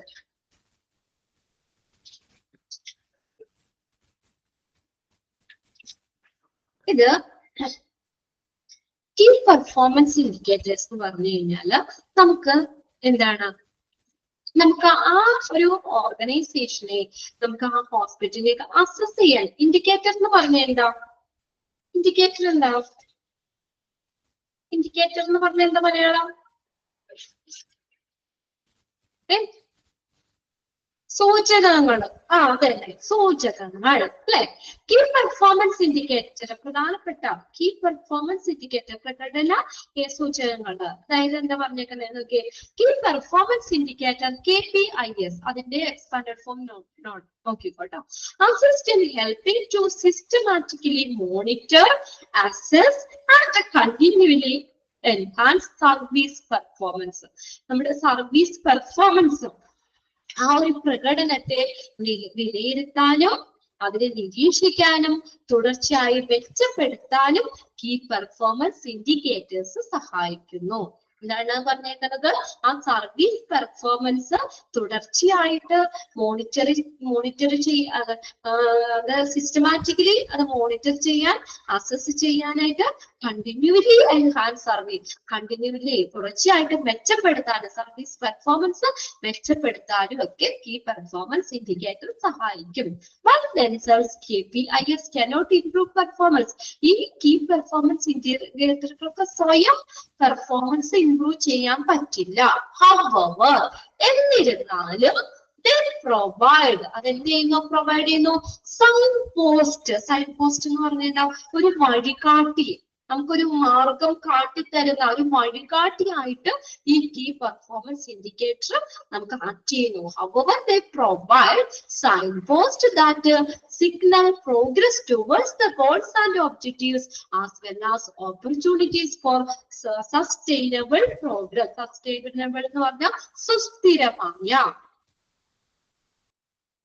സുസ്ഥിരമായ. എന്നിരുന്നാലും എന്താ പറഞ്ഞ? However, എന്നിരുന്നാലും ഈ പുരോഗതിയിലേക്കും അല്ലെ, അതുപോലെ തന്നെ ഗോൾസിലേക്കും സുസ്ഥിര പുരോഗതിയിലേക്കുമുള്ള ഒരു അവസരങ്ങളെ സൂചിപ്പിക്കുന്ന ഒരു സൈൻ പോസ്റ്റ്, അതായത് ഒരു വഴികാട്ടി അല്ലെങ്കിൽ ഒരു മാർഗസ്തംഭമായിട്ട് ഇത് പ്രൊവൈഡ് ചെയ്യുന്നു. അതിനകത്തുനിന്ന് നിങ്ങൾ ആ KPI എന്നുള്ളതിന്റെ എക്സ്പാൻഡഡ് ഫോം ആയി ഒന്ന് നോട്ട് ചെയ്തിട്ടാൽ മതി. ഇനി ഇവിടെ മുതൽ നമ്മൾ പഠിക്കാൻ പോകുന്നത് ഇക്വേഷൻസ് ആണ്. ഇക്വേഷൻസ് നമുക്ക് എക്സാമിന് ചോദിക്കാറുണ്ട്. അതായത് ഇതിനകത്ത് ഫൈൻഡ് ഔട്ട് ദ ഫോർമുല എന്ന് പറഞ്ഞാണ്. അതിന് മുന്നേ ഒരു ചെറിയൊരു ഡിസ്ക്രിപ്ഷൻ കൊടുത്തിട്ടുണ്ട്. ചെറിയൊരു ഡിസ്ക്രിപ്ഷൻ ആയിട്ട് കൊടുത്തിട്ടുണ്ട്. അത് നമുക്ക് അങ്ങനെ വേണ്ട. അതിനകത്ത് ഇനിയുള്ളതൊരു 32 ഫോർമുല നമുക്ക് പഠിക്കാനുണ്ട്. അതിനത്ര നിങ്ങൾ ബൈഹാർട്ട് ചെയ്യണ്ട. കുറച്ച് ഞാൻ ഇമ്പോർട്ടന്റ് ആയിട്ടുള്ളത് ഞാനിവിടെ ഓരോന്നും പഠിപ്പിക്കുമ്പോൾ ടിക്കിട്ട് പറയാം, ടിക്കിടാൻ പറയാം. അത് നിങ്ങളൊന്ന് ടിക്കിട്ട് വെക്കുക കേട്ടോ. അത് പഠിച്ചു വെക്കാം. പിന്നീട് ആരും ടെൻഷൻ അടിക്കേണ്ടെന്ന് വെച്ചാൽ നമുക്ക് ക്വസ്റ്റ്യൻ തന്നെ നമ്മുടെ ആൻസർ ആണ്. അതൊന്ന് ശ്രദ്ധിച്ചാൽ മതി. നിങ്ങൾ അങ്ങനെയല്ലേ എന്നുള്ളത് നോക്കിയാൽ മതി കേട്ടോ. അതായത് നമുക്ക് അവിടെ ക്വസ്റ്റ്യൻ തരും. ഒന്നാമത്തെ നമ്മൾ പറയുമ്പോൾ നിങ്ങൾക്ക് കുറച്ചുകൂടി ക്ലിയർ ആവും കേട്ടോ. നമുക്ക് ആ ക്വസ്റ്റ്യൻ തരും, അതിൽ നിന്ന് തന്നെ നമുക്ക് ആൻസർ സെലക്ട് ചെയ്യാം. ഇവിടെ നമുക്ക് ഫൈൻഡ് ഔട്ട് ഇപ്പൊ ചോദിക്കുന്നത് ഒന്നാമത്തെ find out the formula the time taken for initial assessment, അങ്ങനെയായിരിക്കും ക്വസ്റ്റ്യൻ ചോദിക്കുന്നത്. അതിനകത്ത് ഫോർമുല ഫൈൻഡ് ഔട്ട് ചെയ്യാൻ ഇപ്പൊ ഇവിടെ നമുക്ക് ന്യൂമറേറ്ററും ഡിനോമിനേറ്ററും മാറ്റി തരാവര്. ന്യൂമറേറ്റർ എടുത്തിട്ടാണെങ്കിൽ ഡിനോമിനേറ്ററിൽ ഇടാം. ഇപ്പൊ ഡിവൈഡ് എന്നുള്ളത് നമുക്ക് ഇൻറ്റു ചെയ്ത് തരാം. അങ്ങനെയായിരിക്കും അവര് പല ഓപ്ഷൻ ആയിട്ട് കൊടുക്കുന്നത്. ഫസ്റ്റ് നമ്മൾ നോക്കിയാൽ അപ്പൊ നിങ്ങൾക്ക് അത് കുറച്ചുകൂടി ക്ലിയർ ആവും. നമുക്ക് ആ ഫോർമുല ഒന്ന് നോക്കാം കേട്ടോ. The key performance indicator KPI are likely to monitor by the healthcare organization. ഈ key performance indicators healthcare organization നിരീക്ഷിക്കാൻ സാധ്യതയുണ്ട്. ഇപ്പൊ healthcare organization നിരീക്ഷിക്കാൻ സാധ്യതയുള്ള ഇതാണ് key performance indicator എന്ന് പറയുന്നത്. ഈ പറയുന്ന കാര്യങ്ങൾ, ഈ ഫോർമുലാസ്, ഇത് എന്തിനാ നമ്മൾ ഇങ്ങനെ ഫോർമുല പഠിക്കുന്നത്? അപ്പൊ ഇത് ഹോസ്പിറ്റലുകള് ഈ ഫോർമുലാസ് അല്ലെങ്കിൽ ഇത് എത്രത്തോളം ബാധിക്കുന്നുണ്ട് അതിന്റെ പെർസെന്റേജ് നമ്മൾ കണ്ടുപിടിക്കും. ആ പെർസെന്റേജ് കണ്ടുപിടിച്ചിട്ടാണ് ഹോസ്പിറ്റൽ എന്ത് ചെയ്യുന്നത്? നാബ് അക്രഡിറ്റേഷൻ കൊടുക്കണോ വേണ്ടയോ എന്ന് തീരുമാനിക്കുന്നത്. അപ്പൊ ഇതിൽ ഓരോന്നിൽ പെർസെന്റേജ് നോക്കിയിട്ടാണ്. അപ്പൊ അതിന് നമ്മൾ എത്ര മാർക്കുകളൊക്കെ നമ്മൾ സ്കോറിംഗിന്റെ സർവേയുടെ ഒക്കെ പറഞ്ഞില്ലേ, അതുപോലെ തന്നെ ഇതിന്റെ പെർസെന്റേജ് നോക്കിയിട്ടാണ് നാബ് അക്രഡിറ്റേഷൻ കൊടുക്കണോ വേണ്ടയോ എന്ന് തീരുമാനിക്കാൻ. അപ്പൊ അത് നാബിന്റെ അക്രഡിറ്റേഷൻ കിട്ടാനായിട്ട് ഓർഗനൈസേഷൻ നിരീക്ഷിക്കാൻ സാധ്യതയുള്ളതാണ് ഈ കീ പെർഫോമൻസ് ഇൻഡിക്കേറ്റർ എന്ന് പറയുന്നത്. അതിനകത്ത് ഒന്നാമത് നോക്കി നിങ്ങളൊന്ന് ഒരെണ്ണം പഠിക്കുമ്പോ നിങ്ങൾക്ക് ആ മെത്തേഡ് മനസ്സിലാവും എങ്ങനെയാന്നുള്ളത്. നോക്കിയേ, the time taken for initial assessment. എന്താ പറഞ്ഞേക്കുന്നത്? ഇനീഷ്യൽ അസസ്മെന്റ് എന്ന് പറഞ്ഞാൽ പ്രാഥമിക വിലയിരുത്തലിന് അല്ലെ. ഫസ്റ്റ് നമ്മുടെ ഡോക്ടർ നോക്കൂലേ, അതിനു വേണ്ടി എടുക്കുന്ന time, the time taken for initial assessment, പ്രാഥമിക വിലയിരുത്തലിനായി എടുക്കുന്ന ടൈം. കിട്ടിയോ? പ്രാഥമിക വിലയിരുത്തലിനായി എടുക്കുന്ന ടൈമാണ് the time taken for initial assessment എന്ന് പറയുന്നത്. കിട്ടിയോ? ക്ലിയർ ആയോ? എന്തിനാണ്? പ്രാഥമിക വിലയിരുത്തലിനായിട്ട് എടുക്കുന്ന ടൈം. ഇതൊന്ന് ശ്രദ്ധിച്ചേ, ഏത് ടൈമാന്ന് നോക്കിയേ. The time should begin from the time the patient has reached at the bed of the ward till the time that the initial evaluation has been completed by the doctor. അതായത് patient വാർഡിലെ ബെഡില് എത്തിയ സമയം മുതൽ, അതായത് patient admit ആയി, അവര് വാർഡില് ബെഡിലെത്തി, ആ patient വാർഡില് ബെഡിലെത്തിയ സമയം മുതൽ എവിടെ വരെയാ? The initial evaluation has been completed by the doctor. ആ ഡോക്ടർ വന്ന് ആ പ്രാഥമിക വിലയിരുത്തല്, പ്രാഥമിക മൂല്യനിർണയം പൂർത്തിയാക്കുന്നത് വരെയും എടുക്കുന്ന സമയത്തിനാണ് the time taken for initial assessment എന്ന് പറയുന്നത്. മനസ്സിലായോ? അതായത് പേഷ്യന്റ് അഡ്മിറ്റ് ആയിട്ട് ആ വാർഡില് ബെഡിലെത്തി, ആ സമയം മുതൽ ഡോക്ടർ ആ ഇവാലുവേഷൻ പൂർത്തിയാക്കുന്നത് വരെ എടുക്കുന്ന ടൈമാണ്. ഇപ്പൊ നോക്കിയേ, നമ്മുടെ വാർഡിൽ ബെഡിലെത്തി കുറെ സമയം നമുക്ക് ഇങ്ങനെ സമയം എടുക്കുവാണെങ്കിലോ നമുക്ക് അത് നല്ലൊരു ക്വാളിറ്റിയുള്ള സർവീസ് ആണ് തരുന്നതെന്ന് പറയാൻ പറ്റുമോ? ഇല്ല അല്ലെ. ഒരു നമ്മള് ചെന്നപ്പോ രാവിലെ 8 മണിക്ക് എന്നതാ, ഒരു ഉച്ചയായിട്ടും ഡോക്ടർ വന്നിട്ടുമില്ല, നോക്കിയിട്ടുമില്ല, അല്ലെങ്കിൽ അത്രയും സമയമായിട്ട് നമുക്ക് ആ ഇവാലുവേഷൻ കംപ്ലീറ്റ് ചെയ്തിട്ട് നമുക്കൊരു നെഗറ്റീവ് ഇതല്ല ഹോസ്പിറ്റലിനെ കുറിച്ച്, അല്ലെങ്കിൽ പേഷ്യന്റ് സേഫ്റ്റി അങ്ങനെ ശ്രദ്ധിക്കുന്നില്ല, അല്ലെങ്കിൽ നല്ലൊരു ക്വാളിറ്റി സർവീസ് പ്രൊവൈഡ് ചെയ്യുന്നില്ല എന്നല്ല നമ്മൾ അതുകൊണ്ട് ഉദ്ദേശിക്കുന്നത്. അപ്പൊ ഇങ്ങനെ എടുക്കുന്ന സമയം അതിന്റെ പെർസെന്റേജ് അവര് നോക്കും. ഈ ലാഭൊക്കെ ആണെങ്കിലും നോക്കും. അപ്പൊ അത് പെട്ടെന്ന് ചെയ്ത് കൊടുക്കുകയാണെങ്കിൽ എന്താ ഓക്കെ അല്ലേ? നല്ല സർവീസ് കൊടുക്കുന്നതില്ലേ എന്ന് നമുക്ക് മനസ്സിലാക്കാം. അപ്പൊ അതിന്റെ പെർസെന്റേജ് നോക്കിയിട്ട് നാം എന്ത് ചെയ്യും, ഇതിന് ഒരു എന്താ പറയാ അങ്ങനെ ഇത് അസസ് ചെയ്യും, അതിന് സ്കോർ കൊടുക്കും. എന്നിട്ട് അതിനനുസരിച്ചിട്ടാണ് എന്ത് ചെയ്യുന്നത്, ഈ മൊത്തം ഓവറോൾ ആ നാബിന്റെ അക്രഡിറ്റേഷൻ കൊടുക്കുന്നത്. അപ്പൊ ഈ ഒരു കാര്യം മാത്രം നോക്കിയിട്ട് നാബ് അക്രഡിറ്റേഷൻ കൊടുക്കൂല. ഇവിടെ 32 ഫോർമുലയുണ്ട്, അതെങ്ങനെ അവരെ മെയിൻറ്റെയിൻ ചെയ്യുന്നു, അതെങ്ങനെ കീപ്പ് ചെയ്യുന്നു എന്ന് നോക്കിയിട്ടാണ് നാബ് അക്രഡിറ്റേഷൻ കൊടുക്കുന്നത്. മനസ്സിലായോ? അതിന്റെ ഫോർമുല കൂടി ഒന്ന് ശ്രദ്ധിച്ചേ. എങ്ങനെയാണ് ഫോർമുല നോക്കി, sum of the time taken for initial assessment. നമ്മുടെ ക്വസ്റ്റ്യൻ അല്ലേ ന്യൂമറേറ്റർ, ഇത് ശ്രദ്ധിച്ചു വെക്കേ. എങ്ങനെയാ ക്വസ്റ്റ്യൻ ചോദിക്കാന്ന് പറഞ്ഞേ, find out the time taken for initial assessment. Question ആട്ടോ, find out the time taken for initial assessment. Question ഇല്ലേ, എന്തായാലും നിങ്ങൾക്ക് ക്വസ്റ്റ്യൻ ഉണ്ടാവുമല്ലോ. ഒബ്ജക്റ്റീവ് ആണെങ്കിലും എങ്ങനെയായാലും നിങ്ങൾക്ക് ക്വസ്റ്റ്യൻ അവിടെ ഉണ്ടാവും. ആ ക്വസ്റ്റ്യൻ നമ്മളോട് ചോദിച്ചു, അപ്പൊ നമ്മുടെ ആൻസർ നോക്കിയേ. ആൻസറിലെ ഓപ്ഷനിൽ ന്യൂമറേറ്റർ ക്വസ്റ്റ്യൻ അല്ലേ. ഇനി മാറിപ്പോവോ ഈ ഫോർമുല കണ്ടു കഴിഞ്ഞാല്? പല ഓപ്ഷൻ കൊടുത്താൽ നിങ്ങൾക്ക് മാറിപ്പോവോ? ഇല്ലല്ലോ. അതായത് നമ്മുടെ ക്വസ്റ്റ്യൻ തന്നെയാണ് ആ ന്യൂമറേറ്റർ. ന്യൂമറേറ്റർ എന്ന് പറഞ്ഞ എന്താ, ന്യൂമറേറ്റർ എന്താ, ഒരു ഫ്രാക്ഷൻ എഴുതുമ്പോൾ അതിന്റെ മുകളിൽ കിടക്കുന്ന നമ്പർ ആണ് ന്യൂമറേറ്റർ, താഴെ കിടക്കുന്ന നമ്പർ ആണ് ഡിനോമിനേറ്റർ. 3/5 ന്യൂമറേറ്റർ ഏതാ, വേഗം പറഞ്ഞു. 3 ഡിവൈഡഡ് ബൈ 5. 3, വെരി ഗുഡ് അല്ലെ. ഡിനോമിനേറ്റർ ആണോ 5, താഴെ കിടക്കുന്നത്. 8/10 ഏതാണ് ന്യൂമറേറ്റർ, 8/10. 8 മുകളിൽ കിടക്കുന്നത്, 10 താഴെ കിടക്കുന്നത് ഡിനോമിനേറ്റർ. ക്ലിയർ അല്ലേ? നമുക്ക് ഇനി കുറച്ച് മാത്സും പഠിക്കാം അല്ലെ. അപ്പൊ അത് ക്ലിയർ ആണ്, ന്യൂമറേറ്റർ ആൻഡ് ഡിനോമിനേറ്റർ ക്ലിയർ ആയി. അപ്പൊ നമുക്ക് എന്താ അവിടെ നമുക്ക് അറിയണ്ടേ, നമ്മുടെ ക്വസ്റ്റ്യൻ ആണ് അവിടെ ന്യൂമറേറ്ററിൽ കിടക്കുന്നത്, അതുകൊണ്ട് മാറിപ്പോകൂല. ഇങ്ങനെ എഴുതാം, sum of time taken for initial assessment divided by. അപ്പൊ എന്താ പറഞ്ഞേക്കുന്നത്, ഇനീഷ്യൽ അസസ്മെന്റിനായിട്ട് എടുത്ത ടൈമിനെ എന്ത് ചെയ്യണം, ടോട്ടൽ നമ്പർ ഓഫ് അഡ്മിഷൻ. അവിടെ മൊത്തത്തില് അഡ്മിഷൻ ഇല്ലേ, ആ അഡ്മിഷൻ എടുത്ത ആളുകളുടെ എണ്ണം അല്ലെങ്കിൽ ടോട്ടൽ നമ്പർ ഓഫ് അഡ്മിഷൻ, അതുകൊണ്ട് ഡിവൈഡ് ചെയ്യുക. ക്ലിയർ അല്ലേ? ഇനി നമുക്ക് ഓപ്ഷൻ മാറ്റി തന്നാലോ, ഓപ്ഷൻ ഡി കൊടുക്കാട്ടോ. അതായത് total number of admission divided by sum taken for initial assessment. Then option C, sum of time taken for initial assessment into total number of admission. Then option D, none of the above. Clear അല്ലേ? എല്ലാവർക്കും കിട്ടൂലേ എഴുതാനായിട്ട്? പാട്ട് പഠിക്കണോ? നിങ്ങളുടെ മുന്നത്തെ ബാച്ചിലുള്ള അവരോട് ഇങ്ങനെ, അയ്യോ മിസ് ഈ 32 ഫോർമുല ഞങ്ങൾ എങ്ങനെ പഠിക്കും, ബൈഹാർട്ട് ചെയ്ത് പഠിക്കും എന്ന് പറഞ്ഞ് ചോദിച്ചു. അപ്പൊ ഞാൻ പറയാം, നിങ്ങൾ വരട്ടെ, നിങ്ങൾ ടെൻഷൻ അടിക്കട്ടെ. 35 ഫോർമുലയിൽ നമുക്കൊരു 15 എണ്ണം ഇമ്പോർട്ടന്റ് ആണ്, 15 എണ്ണം പഠിക്കണം. അത് ഞാൻ ടിക്ക് ചെയ്ത് പറയാം. 32 നിങ്ങൾ പഠിക്കണ്ട, ഇനിയും നിങ്ങൾ ടെൻഷൻ അടിക്കണ്ട, ഞാനവിടെ ഒരു സൂത്രപ്പണി കൂടി പറഞ്ഞു തരാന്ന് പറഞ്ഞു. അപ്പോഴും അവർക്ക് വിശ്വാസമായില്ല, അയ്യോ ഞങ്ങൾ ബൈഹാർട്ട് ചെയ്ത് പഠിക്കാൻ പാടാന്ന് പറഞ്ഞു. ഇപ്പൊ നിങ്ങൾക്ക് എളുപ്പമല്ലേ അല്ലെ? എന്താ, നമ്മുടെ ആ ക്വസ്റ്റ്യൻ ആണ് അവിടെ ന്യൂമറേറ്റർ കിടക്കുന്നത്. അപ്പൊ ഇനി ന്യൂമറേറ്ററും ഡിനോമിനേറ്ററും മാറിപ്പോവില്ല. ഇത് മനസ്സിലാക്കി വെച്ചോ, മനസ്സിലൊന്ന് തറവാക്കി വെച്ച്. ഒരു ട്രിക്കാണല്ലേ, നമുക്കൊരു ട്രിക്കാണ്, ഞാനത് കണ്ടുപിടിച്ചൊരു ട്രിക്കാണ് നിങ്ങൾക്ക് പഠിക്കാൻ എളുപ്പത്തിന്. ഓക്കെ അല്ലേ?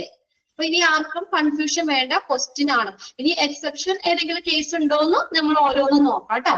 ഓരോന്ന് പറയുമ്പോഴും നമുക്ക് ഇങ്ങനെയല്ലേ എന്ന് നോക്കിയിട്ട് പഠിച്ചു പോകാം. അങ്ങനെ അഥവാ ഏതെങ്കിലും വരുവാണെങ്കിൽ നമുക്ക് അതൊന്ന് ഒരെണ്ണത്തിലോ അങ്ങനെ ഏറ്റവും വരുന്നുണ്ട്, കറക്റ്റ് അല്ല, നിങ്ങളുടെ ഇതിനകത്ത് നിങ്ങളുടെ ടെക്സ്റ്റില് ആ ഫോർമുല കൊടുത്തേക്കണ തെറ്റായതുകൊണ്ടാണ് കേട്ടോ. അത് നമുക്ക് അന്നേരം പറയാം. ഒന്നാമത്തെ ക്ലിയർ ആണല്ലോ എന്തായാലും. ആ ഇനിഷ്യൽ അസസ്മെന്റിനായിട്ട് എടുത്ത ടൈമിനെ ടോട്ടൽ നമ്പർ ഓഫ് അഡ്മിഷനും കൊണ്ട് ഡിവൈഡ് ചെയ്യുക. ക്ലിയർ? ഫസ്റ്റ് ടിക്ക് ഡൗൺ, ഒന്നാമത്തെ ഫോർമുല പഠിക്കണം. രണ്ടാമത്തെ നോക്കിയാലോ, പറഞ്ഞോട്ടെ. നോക്കിയേ, number of reporting errors per 1000 investigation. അതായത് 1000 ഇൻവെസ്റ്റിഗേഷനില് അവിടെ റിപ്പോർട്ട് ചെയ്ത പിശകുകളുടെ എണ്ണം. ഇപ്പൊ ചിലപ്പോ ബൈ ചാൻസിൽ എന്തെങ്കിലുമൊക്കെ പിശക് വരാമല്ലോ അല്ലേ? റിപ്പോർട്ട് ചെയ്യുന്നതിൽ എന്തെങ്കിലും പിശകുകൾ വരാം. അങ്ങനെ നമ്മൾ എത്ര ഇററുകൾ വന്നിട്ടുണ്ട്, പിശകുകൾ വന്നിട്ടുണ്ട്. Number of reporting error per 1000 investigation. ഇത് 1000 ഇൻവെസ്റ്റിഗേഷനിലാണ് എടുക്കുന്നത്. അതിലപ്പോ നമ്മൾ നോക്കിയേ, 1000 ഇൻവെസ്റ്റിഗേഷനിൽ ഒരു 800 ഇറർ വരികയാണെങ്കിൽ നമുക്ക് നാബിന് അക്രഡിറ്റേഷൻ കൊടുക്കാൻ പറ്റുമോ? ഇപ്പൊ നമുക്ക് വിരലിൽ എണ്ണാവുന്നതൊക്കെ വരികയാണെങ്കിൽ സ്വാഭാവികമാണ് അല്ലെ? ഒന്നോ രണ്ടെണ്ണോ ഒക്കെ നമുക്ക് സംഭവിക്കാം. അപ്പൊ ഇതിന്റെ പെർസെന്റേജ് നോക്കും. ഇതിന്റെ പെർസെന്റേജ് നോക്കിയിട്ടാണ് ലാബ് ഓക്കെ ആണെങ്കിൽ മാത്രമാണ് ആ ലാബ് അവർക്ക് അക്രഡിറ്റേഷൻ കൊടുക്കുള്ളൂ. അപ്പൊ രണ്ടാമത്തെ അവർ നോക്കുന്നത് എന്താണ്? ഒരു സ്റ്റാൻഡേർഡ് ആണ് കേട്ടോ. എന്താ ഫോർമുലയാണ് പറയുക, performance indicator. Okay, number of reporting error per 1000 investigations. 1000 ഇൻവെസ്റ്റിഗേഷനിൽ അവിടെ റിപ്പോർട്ട് ചെയ്ത ഇററുകളുടെ എണ്ണം. കണ്ട ഫോർമുല നോക്കിയേ, number of reporting errors divided by number of test performed. കണ്ട ന്യൂമറേറ്റർ കറക്റ്റ് അല്ലേ? നമ്പർ ഓഫ് റിപ്പോർട്ടിംഗ് ഇറർ, അവിടെ റിപ്പോർട്ട് ചെയ്ത ഇററുകളുടെ എണ്ണത്തെ എന്ത് ചെയ്യണം? നമ്പർ ഓഫ് ടെസ്റ്റ് പെർഫോംഡ്, അവിടെ പെർഫോം ചെയ്തിട്ടുള്ള നിർവഹിച്ചിട്ടുള്ള ടെസ്റ്റുകളുടെ മൊത്തം എണ്ണം, മൊത്തം എത്ര ടെസ്റ്റുകൾ പെർഫോം ചെയ്തു നിർവഹിച്ചു അതിന്റെ എണ്ണം കൊണ്ട് ഡിവൈഡ് ചെയ്യുക. 1000 ഇൻവെസ്റ്റിഗേഷൻ അല്ലേ നമ്മൾ പറഞ്ഞത്, അതുകൊണ്ട് ഇൻറ്റു 1000 മൾട്ടിപ്ലൈ ചെയ്യുക. ക്ലിയർ ആണോ ഫോർമുല? ഇപ്പൊ ഞാൻ പറയാ, അവിടെ ഒരു 1000 ടെസ്റ്റ് നടത്തി, അതിലൊരു 300 ഇറർ വന്നു. ഫോർമുല എങ്ങനെ എഴുതും? ആരെങ്കിലും ഒരാളൊന്ന് മെസ്സേജ് ചെയ്തിട്ടേ, അപ്പൊ നമുക്ക് ബാക്കിയുള്ളവർക്കും കൂടി കാണാലോ. എത്ര പറഞ്ഞു ഞാൻ? 500. അത് 1000 ടെസ്റ്റുകൾ നടത്തി, അതിൽ ഒരു 300 എണ്ണം. ഓക്കെ, വെരി ഗുഡ് അല്ലെ? അതായത് 300 ഡിവൈഡഡ് ബൈ 1000 into 1000. ഓക്കെ, വെരി ഗുഡ്, ശരിയാട്ടോ. ഇനി മൂന്നാമത്തെ നോക്കിയേ, രണ്ടാമത്തെ പഠിക്കണ്ട കേട്ടോ, ഒന്നാമത്തെ ടിക്ക് കേട്ടോ. മൂന്നാമത്തെ പെർസെന്റേജ് ഓഫ് അഡ്ഹിയറൻസ്. അഡ്ഹിയറൻസ് എന്ന് വെച്ചാൽ പാലിക്കുക, പാലനം, പാലിക്കുക, പിന്തുടരുക, പാലിക്കുക അല്ലെങ്കിൽ പിന്തുടരുക, എന്തായാലും കുഴപ്പമില്ല. To safety precautions by staff working in diagnosis. ഡയഗ്നോസ്റ്റിക്കില് വർക്ക് ചെയ്യുന്ന സ്റ്റാഫുകളില് അവര് ഈ സേഫ്റ്റി പ്രിക്കോഷൻസ് പാലിക്കുന്നവരുടെ എണ്ണം നമ്മൾ പഠിച്ചില്ല. ഇപ്പൊ റേഡിയോളജിയിലാണെങ്കിലും ശരി, അല്ലെങ്കിൽ ലാബിലാണെങ്കിലും ശരി, സ്റ്റാഫുകൾ എന്ത് ചെയ്യണം? ആ ഒരു ഹോസ്പിറ്റലിലെ റൂൾ എന്താ? സേഫ്റ്റി പ്രിക്കോഷൻസ് ഇടണ്ടേ അല്ലെ? ഗൗണുകൾ ധരിക്കണം, ഗ്ലൗസുകൾ ധരിക്കണം, മാസ്കുകൾ വെക്കണം, അങ്ങനെ ഐവെയർ ധരിക്കണം, അങ്ങനെയൊക്കെ നമ്മൾ PPE ഒക്കെ കുറച്ച് പഠിച്ചു അല്ലെ? അപ്പൊ ശരിക്കും റൂൾ എന്താണ്? സേഫ്റ്റി പ്രിക്കോഷൻസ് ലാബില് വർക്ക് ചെയ്യുന്നവര് അല്ലെങ്കിൽ ഡയഗ്നോസ്റ്റിക്കില് വർക്ക് ചെയ്യുന്ന, റേഡിയോളജി ലാബ് എവിടെ ആയിക്കോട്ടെ, ഡയഗ്നോസിസില് വർക്ക് ചെയ്യുന്നവര് ധരിക്കണം എന്നാണ്. അപ്പോ ആ ഹോസ്പിറ്റലിൽ എത്ര പേര് അത് പാലിക്കുന്നുണ്ട് അതിന്റെ പെർസെന്റേജാണ് നോക്കുന്നത്. അതായത് ഇപ്പൊ നമ്മൾ ഹോസ്പിറ്റലിലെ എല്ലാ സ്റ്റാഫുകളും സേഫ്റ്റി പ്രിക്കോഷൻസ് ഒക്കെ എടുത്ത് വർക്ക് ചെയ്താലേ ഒരു നല്ലൊരു എന്താ പറയാ ക്വാളിറ്റി നമുക്ക് പറയാൻ പറ്റുള്ളൂ അല്ലെ? അവര് തോന്നിയ ദിവസം അവർക്ക് ഇഷ്ടമുള്ള കുറച്ച് പേരിട്ടു കുറച്ച് പേരിട്ടില്ല എന്ന് പറഞ്ഞാൽ നമുക്കൊരു സ്റ്റാൻഡേർഡ് അല്ല അത്. അപ്പൊ നമുക്ക് അങ്ങനെ ആ ഒരു ഇതിന് നമുക്ക് അക്രഡിറ്റേഷൻ കൊടുക്കാൻ പറ്റില്ല, അല്ലെങ്കിൽ അതിന് സ്കോർ കൊടുക്കാൻ പറ്റില്ല. അപ്പൊ നോക്കി അവർക്കിടെ ഒരു ഇത് കൊടുക്കാനുള്ള അടുത്തൊരു ഇതാ പറഞ്ഞേക്കുന്നത് എന്താണ്? സേഫ്റ്റി പ്രിക്കോഷൻസ് പാലിക്കുന്ന ഡയഗ്നോസ്റ്റിക്കിൽ വർക്ക് ചെയ്യുന്ന സ്റ്റാഫിന്റെ പെർസെന്റേജ് കിട്ടിയ എങ്ങനെ കാണാം? ഫോർമുല നോക്കിയേ, number of staff adhering to safety precautions. Safety precautions പാലിക്കുന്ന സ്റ്റാഫുകളുടെ എണ്ണം, അത് തന്നെയല്ലേ നമ്മുടെ ന്യൂമറേറ്റർ നോക്കിയേ അല്ലെ? സേഫ്റ്റി പ്രിക്കോഷൻസ് പാലിക്കുന്ന സ്റ്റാഫുകളുടെ എണ്ണത്തെ എന്ത് ചെയ്യണം? Divided by number of staff audited. Audit ചെയ്ത സ്റ്റാഫുകളുടെ എണ്ണം. എന്താ ഓഡിറ്റ് ചെയ്ത സ്റ്റാഫുകൾ എന്ന് ഉദ്ദേശിക്കുന്നത്? എന്താണ് ഓഡിറ്റ് ചെയ്ത സ്റ്റാഫ് എന്ന് പറയണേ? അവിടെ വർക്ക് ചെയ്യുന്ന സ്റ്റാഫുകളില്ലേ മൊത്തം, ആ ഡയഗ്നോസ്റ്റിക്കില് മൊത്തം വർക്ക് ചെയ്യുന്ന സ്റ്റാഫുകളുടെ എണ്ണം കൊണ്ട് ഡിവൈഡ് ചെയ്യുക, ഇൻറ്റു 100 ചെയ്യുക. ക്ലിയർ ആയോ ഫോർമുല? അവിടെ സേഫ്റ്റി പ്രിക്കോഷൻസ് ധരിക്കുന്ന സ്റ്റാഫുകൾ അല്ലെങ്കിൽ അത് പാലിക്കുന്ന സ്റ്റാഫുകളുടെ എണ്ണത്തെ മൊത്തം വർക്ക് ചെയ്യുന്ന സ്റ്റാഫുകളുടെ എണ്ണം കൊണ്ട് ഡിവൈഡ് ചെയ്യുക, ഇൻറ്റു 100 ചെയ്യുക. ഫോർമുല ക്ലിയർ അല്ലേ? എന്തെങ്കിലും ഡൗട്ട് ഉണ്ടോ ആർക്കെങ്കിലും? ഇല്ല, ഡൗട്ട് ഒന്നുമില്ല അല്ലെ? ഓക്കെ, ഇനി ഒന്നും കൂടി നമുക്ക് പറയാം. ഓക്കെ, നാലാമത്തെ മെഡിക്കേഷൻ ഇറർ റേറ്റ്. മെഡിക്കേഷൻ മരുന്നുകളിൽ ഉണ്ടാകുന്ന പിശകുകളുടെ ശതമാനം. Medication error rate. Medication error rate, മരുന്നിന്റെ പിശകുകളുടെ എണ്ണം. പിശകാമോ? മരുന്നൊക്കെ മാറിക്കൊടുക്കാമോ? പെസ്കുകൾ വരാൻ പാടില്ല അല്ലെ? അപ്പൊ അത് നമുക്ക് എന്താ പറയാ, പേഷ്യന്റ് സേഫ്റ്റി എനിക്ക് പ്രധാനം കൊടുക്കുന്നില്ല, അല്ലെങ്കിൽ ക്വാളിറ്റി തേർഡ് വൺ ഇമ്പോർട്ടന്റ് ആണ് ഇല്ല. ഫസ്റ്റ് മാത്രം ഞാൻ പറഞ്ഞോളൂ കേട്ടോ. അതില് നാലാമത്തെ ഇത് ഇമ്പോർട്ടന്റ് ആണ്, നാലാമത്തെ ടിക്ക് ഇടണം. ഞാൻ ഓരോന്നും പറയുമ്പോൾ പറയാം, പിന്നെ ആ പേജ് കഴിയുമ്പോൾ ഒന്നുകൂടി ഞാൻ ക്ലിയർ ചെയ്ത് തരാം കേട്ടോ. നിങ്ങൾക്ക് ടിക്ക് ഇട്ടാണ് കറക്റ്റ് ആണോ എന്ന് ഓരോ പേജും കഴിയുമ്പോൾ ഞാൻ പറയാം. അപ്പൊ നിങ്ങൾക്ക് ഒന്നുകൂടി ചെക്ക് ചെയ്ത് നോക്കാം. നാലാമത്തെ പഠിക്കണം കേട്ടോ. മെഡിക്കേഷൻ ഇറർ റേറ്റ്, മരുന്നുകളുടെ പിശകുകളുടെ എണ്ണം. Medication error is any preventable event. എന്താ മെഡിക്കേഷൻ ഇറർ എന്ന് പറഞ്ഞ ഒരു പ്രിവെന്റബിൾ ഇവന്റ് ആണ്. പ്രിവെന്റബിൾ എന്ന് പറഞ്ഞാൽ എന്താ? പ്രിവെന്റബിൾ എന്താണ്? തടയാൻ പറ്റുന്ന ഒരു സംഭവം അല്ലെ? തടയാൻ പറ്റുന്ന ഒരു സംഭവമാണ്. That may cause or lead to unsuitable medication use or patient harm while the medication is the control of the healthcare professional, patient or consumer. അല്ലെ? ഒരു കൺസ്യൂമറിന്റെയോ അല്ലെങ്കിൽ പേഷ്യന്റിന്റെയോ ഒക്കെ നിയന്ത്രണത്തിനായിരിക്കുമ്പോൾ അൺസ്യൂട്ടബിൾ ആയിട്ടുള്ള, അവർക്ക് സ്യൂട്ട് അല്ലാത്ത അൺസ്യൂട്ടബിൾ ആയിട്ടുള്ള മരുന്നുകളുടെ ഉപയോഗത്തിനോ അല്ലെങ്കിൽ പേഷ്യന്റിന് എന്തെങ്കിലും ദോഷങ്ങൾ വരുത്തുന്നത് അല്ലെ? ഇങ്ങനെയുള്ള മെഡിക്കേഷൻ പിശകുകൾ വന്ന പേഷ്യന്റിന് ദോഷാകും അല്ലെ?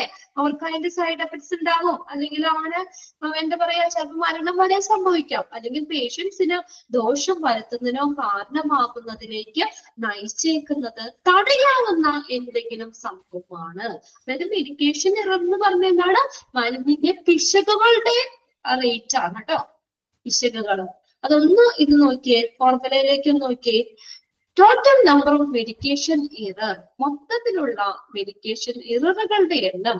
അത് തന്നെയല്ലേ ന്യൂമറേറ്റർ എടുക്കണേ? ഓരോന്നും ചെക്ക് ചെയ്തോളണ്ട. Total number of medication error divided by, പിന്നെ മൊത്തത്തില് അവിടെ ഇറർ വന്ന മരുന്നുകളുടെ എണ്ണത്തെ എന്ത് ചെയ്യണം?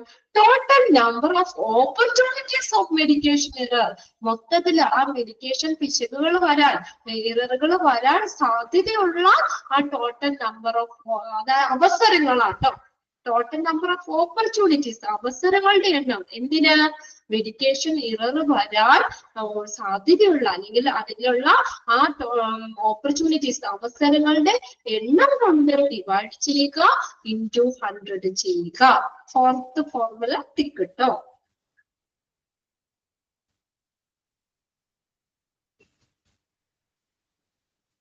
Total number of medication errors divided by total number of opportunities of medication error into 100. Clear ആയോ? 4 ഫോർമുലയും 4. ഇനിയിപ്പോ നമുക്ക് പഠിക്കണ്ടല്ലോ, ആർക്കും ബൈ ഹാർട്ട് ചെയ്യണ്ടല്ലോ. നമുക്ക് ഓപ്ഷൻ കണ്ടു കഴിഞ്ഞാൽ നേരെ എഴുതാലോ. അപ്പൊ അതില് 1ഉം 4ഉം നമ്മള് ടിക്കിട്ട് വെച്ചിട്ടുണ്ട് കേട്ടോ. ഓക്കെ, ഇനി അടുത്ത പെർസെന്റേജ് ആണ്. ഒന്നുകൂടി പറയാം അല്ലെ? 29 അല്ലായുള്ളൂ. 2 മിനിറ്റ് മതി. Okay, percentage of medication chart with error prone abbreviations. Abbreviation നമ്മൾ പഠിച്ചിട്ടുണ്ടല്ലോ, എന്താ? ചുരുക്കെഴുത്ത് അല്ലെ? Short form. അപ്പൊ ചില അബ്രിവേറ്റഡ് ഫോം എഴുതുമ്പോൾ നമുക്ക് ഇററുകൾ വരാൻ സാധ്യതയുണ്ട് ഇല്ലേ? ഇപ്പൊ PCM എന്ന് എഴുതി കഴിഞ്ഞാൽ നമുക്ക് എന്താ?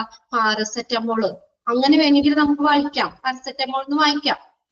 അങ്ങനെ നമ്മൾ ചിലത് നമുക്ക് അബ്രിവേഷൻ എഴുതുന്നത് ചിലപ്പോൾ കൺഫ്യൂഷൻ ഉണ്ടാക്കാം.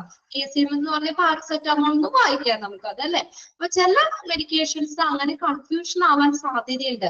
അപ്പൊ അങ്ങനെയുള്ള ആ പെർസെന്റേജ് മെഡിക്കേഷൻ ചാർട്ട് വിത്ത് ചാർട്ടിന്റെ ഇറർ പ്രോൺ അബ്രിവേഷൻസ്, ഇറർ കാണിക്കുന്ന അബ്രിവേഷൻസുകൾ, ഇറർ കാണിക്കുന്ന മെഡിക്കേഷൻ ചാർട്ടുകളുടെ പെർസെന്റേജ്.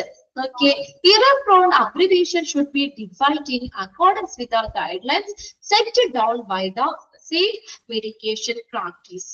എന്താ? സുരക്ഷിതമായ മരുന്ന് രീതികൾക്കായിട്ട് നിശ്ചയിച്ചിട്ടുള്ള ഒരു മാനദണ്ഡങ്ങള്, ഗൈഡ്ലൈൻസ്, മാനദണ്ഡങ്ങൾക്കായി അത് മാർഗനിർദ്ദേശങ്ങൾക്ക് അനുസൃതമായിട്ട് പിശക് സാധ്യതയുള്ള ആ ചുരുക്കെഴുത്തുകൾ നിർവചിക്കേണ്ടതാണ്. അതായത് നമുക്ക് അങ്ങനെ ഇത് വരാൻ പറ്റില്ല. അതിന്റെ അബ്രിവേഷൻ നമുക്ക് എന്താ ഡിഫൈൻ ചെയ്യണം. അതായത് നമ്മൾ കറക്റ്റ് ആയിട്ട് പറയണം. അതായത് സുരക്ഷിതമായ മരുന്നുകൾ അല്ലെ? സുരക്ഷിതമായ മരുന്നുകൾ കൊടുക്കണമെങ്കിൽ അതായത് ആ നിർദ്ദേശിച്ചിട്ടുള്ള മാനദണ്ഡങ്ങൾക്ക് അനുസരിച്ച് തന്നെ പിശക് സാധ്യതയുള്ള ചുരുക്കെഴുത്ത് നിർവചിക്കേണ്ടതാണ് അല്ലെ. പിശക് വരാത്ത രീതിയിൽ അബ്രിവേഷൻസ് ആ സ്റ്റാൻഡേർഡ് അനുസരിച്ച് തന്നെ എഴുതണം. മനസ്സിലായോ? അതായത് നമുക്ക് ഇഷ്ടമുള്ള ഇപ്പൊ ഫസ്റ്റ് ലെറ്റേഴ്സ് മാത്രം എഴുതി നമുക്ക് തോന്നിയ രീതിയിൽ എഴുതാൻ പാടില്ല. നമ്മൾ കുറെ അബ്രിവേറ്റഡ് ഫോം ഒക്കെ പഠിച്ചതല്ലേ. അബ്രിവേഷൻസ് മെഡിക്കൽ ടെർമിനോളജിയിൽ നമ്മൾ കുറെ പഠിച്ച 300 ചില്ലാന്റെ കണ്ട് പഠിച്ചു വെച്ചിട്ടുണ്ട് അല്ലെ. അത് നമുക്ക് ഇനിയിപ്പോ ചിലപ്പോ ഏതെങ്കിലും മെഡിസിന്റെ പേര് വെച്ചിട്ട് ആദ്യത്തെ ലെറ്റേഴ്സ് ഒക്കെ ചേർത്ത് നമുക്ക് ഇഷ്ടമുള്ള രീതിയിൽ അങ്ങനെ എഴുതാൻ പാടില്ല. അതായത് കറക്റ്റ് സ്റ്റാൻഡേർഡ് ആയിട്ടുള്ളൊരു മാനദണ്ഡം ഉണ്ട് അത് എഴുതണമെങ്കിൽ, അബ്രിവേറ്റഡ് ഫോം എഴുതണമെങ്കിൽ. അപ്പൊ അങ്ങനെയുള്ള ചുരുക്കത്തിൽ നമ്മൾക്ക് കറക്റ്റ് ആയിട്ട് പറയേണ്ടതാണ്. നോക്കിയേ എന്താ പറഞ്ഞത്, error prone abbreviation should be defined. അത് പറഞ്ഞല്ലോ. ഇനി ഫോർമുല നോക്കിയത് number of medication chart with error prone abbreviations. Medication ചാർട്ടിന്റെ എണ്ണം വിത്ത് ഏതാ error prone abbreviations, അതായത് ഇറർ വരാൻ സാധ്യതയുള്ള മെഡിക്കേഷൻ ചാർട്ടിന്റെ എണ്ണത്തെ number of medication chart reviewed, അവിടെ അവലോകനം ചെയ്തിട്ടുള്ള ചാർട്ടുകളുടെ എണ്ണം കൊണ്ട്, മെഡിക്കേഷൻ ചാർട്ടുകളുടെ എണ്ണം കൊണ്ട് ഡിവൈഡ് ചെയ്യുക, ഇൻറ്റു 100 ചെയ്യുക. 5ാമത്തെ വേണ്ട കേട്ടോ. അപ്പൊ അതിന് നമ്മൾ 1ഉം 4ഉം പഠിച്ചു വെക്കുക കേട്ടോ. അത് 2 ഫോർമുലയും നിങ്ങൾ പഠിച്ചു വെച്ചേക്കാം. ബാക്കിയുടെ ഫോർമുലാസും നമുക്ക് അടുത്ത ക്ലാസ്സിൽ നോക്കാം. ഓക്കെ, താങ്ക് യു കേട്ടോ.